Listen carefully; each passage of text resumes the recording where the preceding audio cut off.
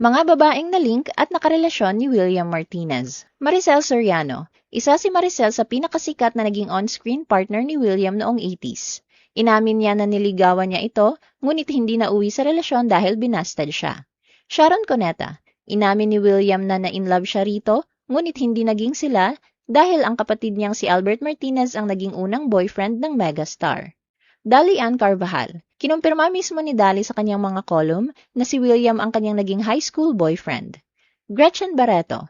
Nagkatambal sila ilang pelikula matapos ang kasikatan ng bagets dahilan para marami ang nag-link sa kanila. Jackie Lou Blanco. Naugnay kay William dahil sa matagumpay nilang tambalan sa Friends in Love at When I Fall in Love. Yayo Aguila. Nagkakilala sila sa bagets noong 1984. Si Yayo ang tanging naging asawa ni William sa loob ng 25 years at ina ng kanyang 4 na anak. Opisyal silang naghiwalay noong 2010 at kinumpirma nilang magkaibigan sila ngunit walang balikan. Non-showbiz girlfriend. Matapos ang hiwalayan nila ni Yayo, nagkaroon si William ng non-showbiz girlfriend. Kinumpirma mismo ito ni Yayo noong 2011 na masaya siya dahil may taong nag-aalaga kay William sa panahong yon.